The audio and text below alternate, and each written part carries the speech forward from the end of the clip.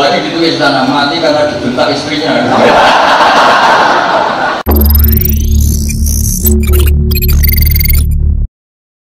Nub'as karuan kalau kamu termasuk minal aminin ya nub'as minas solihin, kalau minal kafirin ya nub'as minal zolimin. Tapi semua desain dunia ini hanya demi kalimat la ilaha illallah Muhammadur Rasulullah. Nah ini kan penting. Bagaimana mungkin kemudian kalimat sesakral ini, sehebat ini, kemudian ada orang tahlil kamu tidur. Kok iso? Kalau janggal kok iso wong turu. Misalnya kayak mangkel, kalau mangkel sing mimpin Gus, wira barbar. Bagaimana mungkin kalimat yang menyelamatkan Anda kemudian Anda anggap problem? Elek gak? Elek. Apalagi kamu anggap ini bid'ah. Nak cara kula oke lah, ndongakno mayit itu gak ono tuntunan Nabi. Tahlilan gak ono tuntunan. Tapi wis muni tok kono tok. Artinya muni tok kono tok ora usah nyerang kalimah, enak kalimah tetap kalimah thayyibah. Soal kowe ra seneng sing tahlil, mergo digo profesi, lah iku wonge wae gedhinge aja geman. Ya saya misalnya, saya kadang tidak cocok sama mubalek karena kadang profesi. Tapi saya tidak pernah anti pengajian, bagaimanapun itu membawa syiar Islam. Tapi kalau mubalek kadang orang seneng, kadang takut untuk epiro. Bareng sangoni sidik, kok sumpah transportasi ini. Lah wong ngono kok senengi iku piye? Tapi kita terus gedeng keliru iku sing gawa syiar Islam. Mana ada pengajian didengar orang banyak tanpa mubalek? Gak iso. Ini iso melepukno barang-barang ra penting dadi penting iso. Nah cara guruku teng sareng yang ngapain melepuk nganggo panggung barang perkarane. Tapi kadang ya benar. Yang namanya mudin mubalek ya itu bisa benar bisa salah. Tapi kamu nggak boleh gedeng kalimatnya. Piye kalimatnya kalimat hak. Nah, ini penting kula utarakan. Sehingga zaman Nabi Sugeng ini rungokno tenan ngaji kula. Zaman Nabi Sugeng ada sahabat. Namanya itu Usamah bin Zaid. Ini sahabat kesayangannya Nabi, hibbu Rasulillah. Usama itu diutus Nabi perang. Ini dengerin ya, diutus perang. Pas perang itu si kafir tadi menggal temannya. Ada yang tangannya putus, kakinya putus. Wah, seorang kafir ini sudah luar biasa. Bacok sana, bacok sini. Ketika terdesak oleh pasukan Usama, kebetulan Usama ini cakap ya, sama beberapa temannya orang Ansor. Orang kafir yang sudah qata'a arjulana wa qata'a aidiana, dia pas terdesak bilang la ilaha illallah. Terus sama Usama tetap ditusuk, dibunuh karena dia berpikir ini qolaha muta'awwidzan, dia melafatkan kalimat itu hanya berlindung dari pembunuhan. Setelah dilaporkan Nabi itu marah besar. Nabi ngendikan kaifa anta ya Usama bila ilaha illallah idza ja'at bika yaumal qiyamah. Kowe nak ditakoki la ilaha illallah ku piye?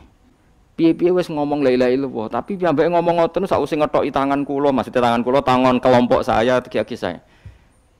Nabi tetap jawab kaifa bila ilal wahida ja'at bika yaumal qiyamah. Pokoknya Nabi menyoal terus. Sampai menjadi fatwa ijma'nya fuqaha, siapapun yang melafatkan la ilaha illallah harus kita terima meskipun qolaha muta'awwidzan, meskipun saat melakukan hanya cara zahir berlindung dari kematian. Sehingga kita terima. Orang kafir yang 80 tahun kafir melafatkan la ilaha illallah 1 menit menjadi mukmin. Sampai ada ayat kulil ladzina kafaru iyantahu yufar lahum ma qad salaf. Ini kalimat yang sakral, bahkan kafir yang 80 tahun saja menjadi mukmin hanya karena ngelafatkan la ilaha illallah. Mulane yang ngaji saya, yang seneng saya, jangan pernah kamu mengatakan ada bid'ah yang orang bisa jadi kafir. Bagaimana mungkin orang mukmin yang ke kuburan dan melafatkan la ilaha illallah kamu katakan kafir? Padahal kalimat ini yang kafir 80 tahun saja menjadi mukmin. Saiki ana wong nglafatno la ilaha illallah mergo salah tempat pinggir patok mbok arani kafir. Lho kok aneh. Wong sing kafir 80 tahun dadi mukmin iki gara-gara nglafatno la ilaha illallah dadi kafir. Mergo mok salah tempat ning pinggir apa? Patok. Mbok yen ora cocok mending nganggur, wong sering ziarah ku nganggur. Nyatane ya tenan. Cara dekne pegawai negeri ya ora sering ziarah. Nah itu, tapi ora usah muni kafir, muni kafir gak mungkin lah.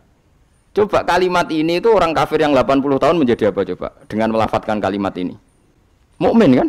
Berarti kalimat ini adalah kalimat penghilang kekafiran. Lalu karena dilafatkan secara salah dianggap kafir. Hanya karena bid'ah itu tidak mungkin. Makanya sebetulnya Wahabi yang alim-alim itu tidak berpendapat demikian. Saya punya beberapa referensi Wahabi yang alim itu tidak pernah mengkafir-kafirkan orang karena perdebatannya seperti itu. Tapi saat ini wis kuwajo. Sebenarnya kalau orang alim itu ya mirip-mirip, entah Wahabi entah ndak mirip-mirip. Karena kalimat tadi. Wahabi itu kitab terbesarnya itu Ibnu Taimiyah. Ibnu Taimiyah itu punya murid Ibnu Qayyim Al-Jauziyah.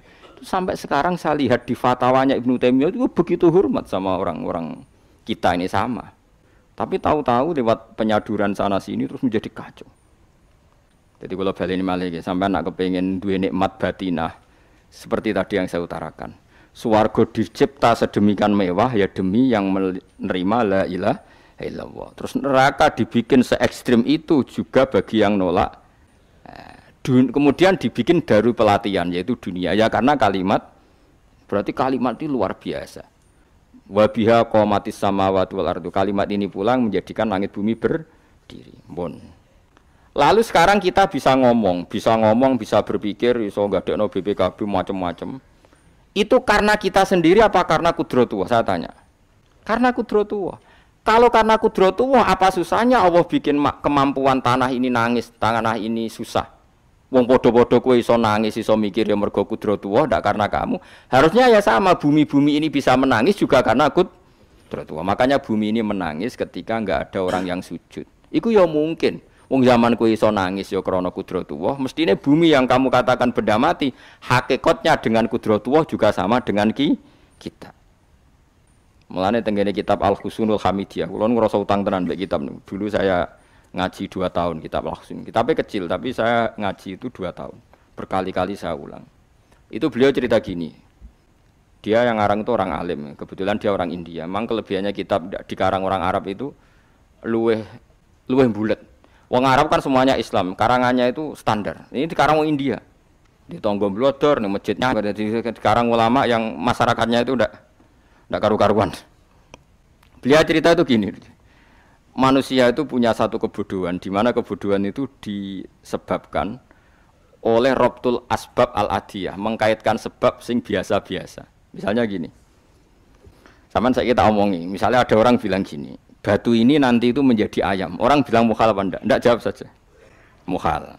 Kenapa bilang mukhal? Karena dikira enggak bisa kan? Enggak, jawab saja. Jawab satu-satu. Batu ini menjadi ayam. Kamu jawab mukhal.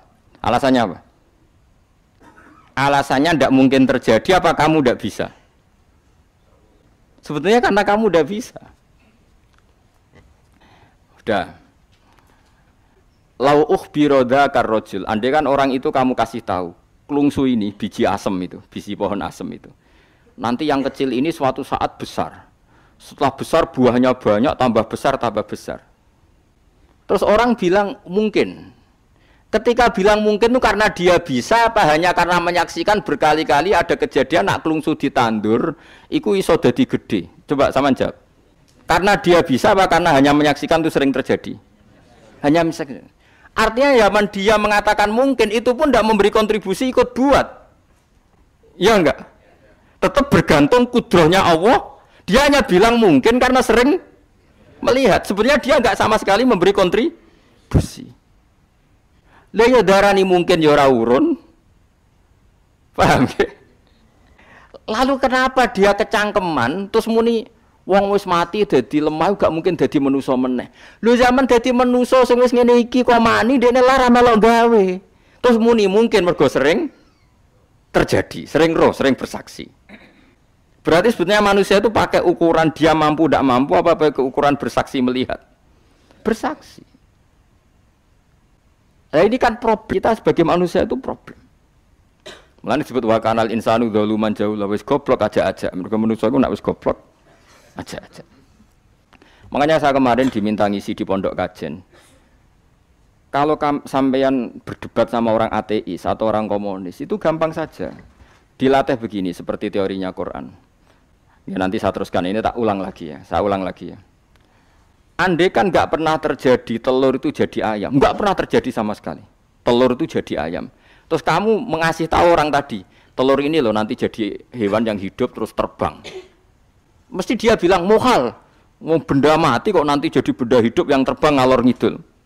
Berhubung sering terjadi dan dia pun tidak ikut bikin, bilang mungkin. Paham ya?